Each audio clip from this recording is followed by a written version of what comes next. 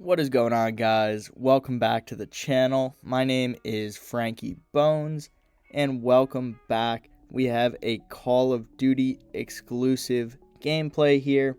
I know I had mentioned in the previous video that they're going to be structured obviously a little differently than the first montage that I put up, and I look forward to bringing you guys a lot more Call of Duty content as we get rolling on.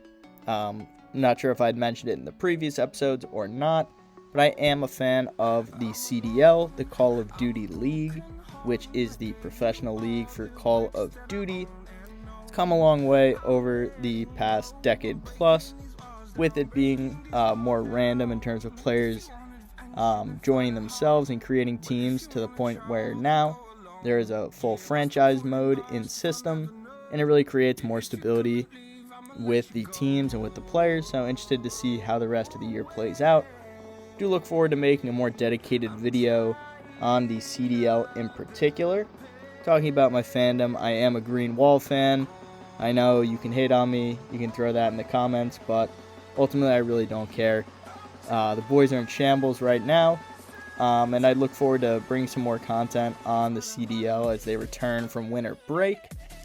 Going to be returning here in the next week or so, starting with scrimmages and ultimately getting league play games up and running before the next tournament, which will be in Boston. Really fun. I did go to the New York major event last year, which was Major 4. Tons and tons of fun at the King's Theater in Brooklyn. Not sure if that's where they're going to be having it this year, but if so, it's such an awesome venue, and I definitely recommend anybody in the greater New York City area to pull through. The energy was honestly crazy. Optic did win twice in crazy fashion when I was there on Saturday on day 3. And definitely a really awesome experience for anybody who's a fan of Call of Duty. It was a really cool nostalgic factor, and ultimately I'm really glad that over the past few years I've become much more invested in the CDL, and something that I feel like pays dividends back in my gameplay as well, whether it be learning spots, callouts, things like that. Really just overall improves my game, and I think that I can definitely attribute it to that. But getting into the gameplay here, I do apologize for another voiceover. I have been running into some audio issues to where I can't use ultimately all of the audio. Here I had some trouble getting my own sound, so I have to go back in the settings and try and figure out what sort of may have been going wrong and ultimately what I can do differently to be able to get that. If you guys can see on the right side of my screen, I'm playing with my boy Bilbo and my boy Pablo Escobar. Bilbo Fraggins, I should say, which we'll see a little bit about Bilbo getting fragged later in the gameplay. But this is the CDL Moshpit playlist, which I'll talk about a little bit here in the video, as well as my overall thoughts on Call of Duty Modern Warfare 2.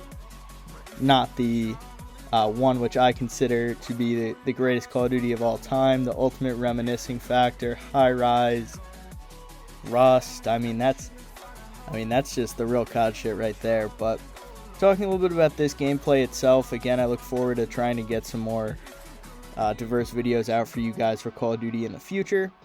But here in this game mode, we're playing the CDL Moshpit, which is 4v4 as opposed to a traditional 6v6 format for other general Call of Duty public matches. So the CDL Moshpit is designed to replicate that of the CDL, again, the Call of Duty League, and that's where they play 4v4. Traditionally, this comes in the form of a ranked play game mode, which tries its best to rank its players based on wins, losses, and stats, and overall gives you sort of a score, I guess, if you will, and ultimately tries to align you with players within a similar skill division in order to work your way up and climb up the ladder to play some of the best that the game has to offer. But the main issue, or the main difference, I would say, two-piece with Pablo on the side. But the main issue here with, well, two main issues. The first one I'll talk about is that this is not a ranked play playlist. So this has nothing to do with rank or skill level outside of the traditional skill-based matchmaking system. which is a whole nother beast in itself that we'll just save for another video. I could go on and on about the sort of back-end systems of just the skill-based matchmaking era, and ultimately just never going to see the Christmas noobs again with the way that I'm playing. And then as you guys could see in the scoreboard there, I may have been a little bit too quick, but the other issue that I have is that people are leaving. They're quitting on their team.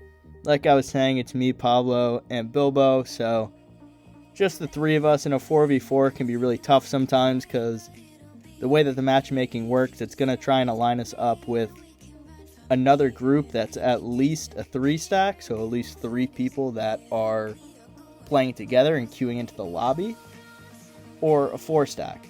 And ultimately, when you have 3, people are bound to leave because there's no penalty like there would be in a more traditional ranked play system. People are just going to continue to leave, whether it be a bad map or a bad game mode or the skill-based matchmaking. SBMM is really just kicking in. It sort of just seems like you can fry one map and it ultimately just kicks in, and that's over for the rest of your night. And especially it can be tough when you're only playing search and destroy.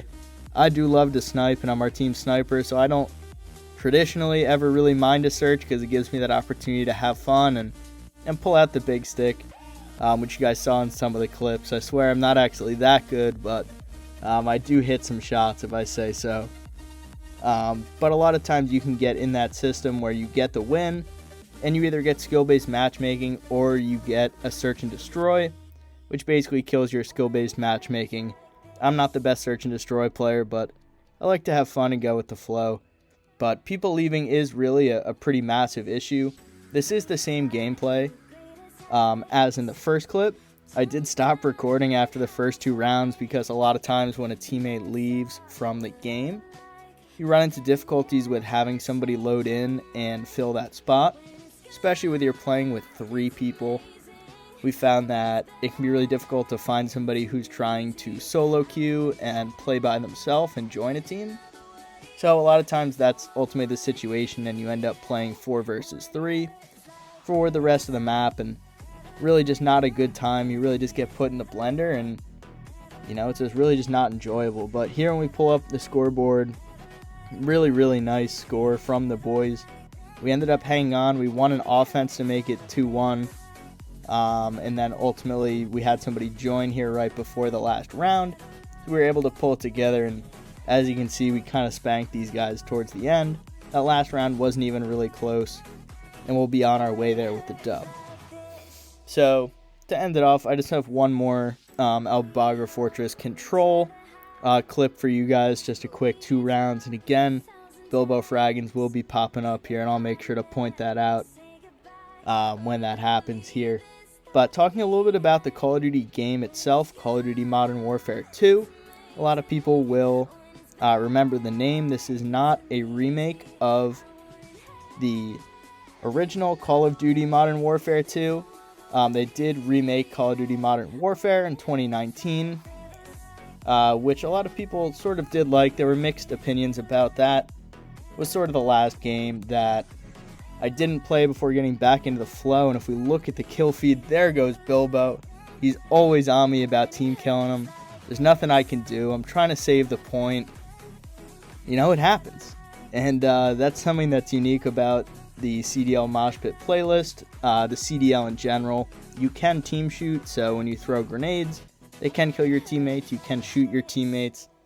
If you guys remember from the first video, I actually put up a video that was at the end of the game, play of the game on an embassy hardpoint, where I actually pick up a big 4-piece on the hill, which gave us a lot of momentum to carry on to win the map.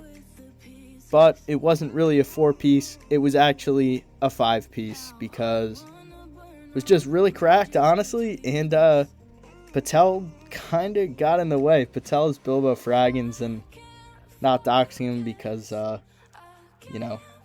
last name is Patel.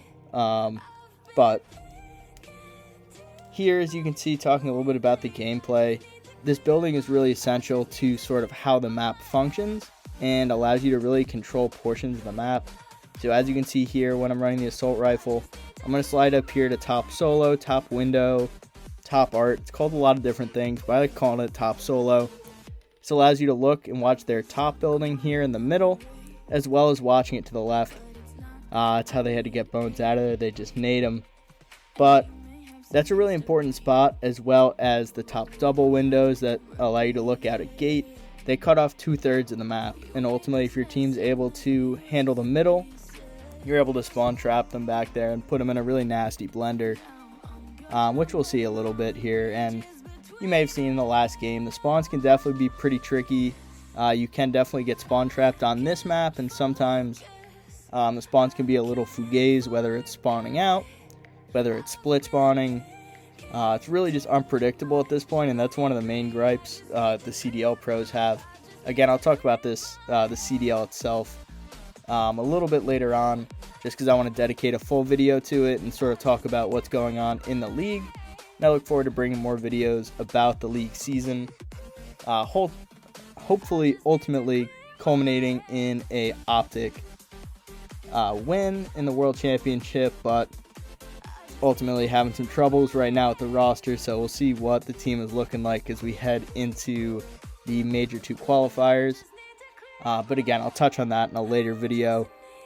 Just as I want to keep this one a little bit shorter. I know it's going to be about 20 minutes or so, but wanted to put out some good COD gameplay for you guys. Not sure what I'm going to look to do next on the channel in terms of video, but definitely a lot of COD and GTA for sure. Definitely two games that I spend the most amount of time on, the two games that I enjoy most when I'm playing, and for good reason, because those are, you know, two pretty good games. A lot of people can have some strong opinions about Call of Duty and sort of the direction that the game has went, catering more towards the casual dads, if you will, that people like to talk about. Casual dads playing on the big flat screen. I always remember a couple of my friends growing up had some big TVs that they would play on, and this is back in the original MW 2 days, so this was, you know, over a decade ago.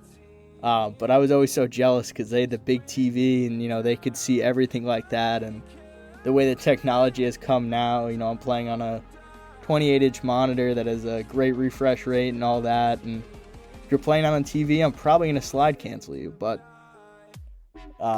definitely catering more to the casuals, which is understandable. Because obviously you want to keep people playing your game, but at the same time it loses that sort of appeal that Call of Duty's always had, where it comes that time of year, just about now, we're just passing it over the holidays, where David Vonderhaar would tweet out that it is time for the Christmas noobs, which is definitely a thing. Everybody waiting until Christmas to get the new game. They traditionally come out in the beginning of November, so a lot of people will sometimes wait, and people will have the leg up. They'll have played for a month and a half, know all the spots, know all the guns, and you're in the hole right off the bat. But ultimately, I'd say overall this game is not too bad. The spawns are one thing that I definitely want them to try and keep addressing in some of the patches that come in the near future. But ultimately, it's something that is just really difficult to handle because it's sort of baked into the engine of the game, to where it's just really difficult to sort of make things happen without, you know, making a new game. And as you can see here, I just keep challenging this guy, Be Classy. I think he got me like 4 times in a row. Trying to take my time. We're a little bit trapped here in the back, as you can see. So really just trying to take our time. We're communicating. We're trying to break out because we are spawn trapped, and it's a really tough scenario. And, you know, you can say that it's unfair. It definitely stinks, but there are ways to get out, and ultimately just have to get good. But I think overall that this game isn't too bad. I would say that some of the main things that the game is designed to do, or that it is catered for, I'd say if they do a pretty decent job at. Honestly, one of the gripes is just that this game is just sort of put in place to act as an engine for Warzone, which for somebody who doesn't really play a lot of Warzone myself, kind of frustrates me, because Call of Duty is that game that everybody has come to know and love for pub stomping, for having a great time playing with friends, good maps, fun dynamic gameplay, it's fast-paced.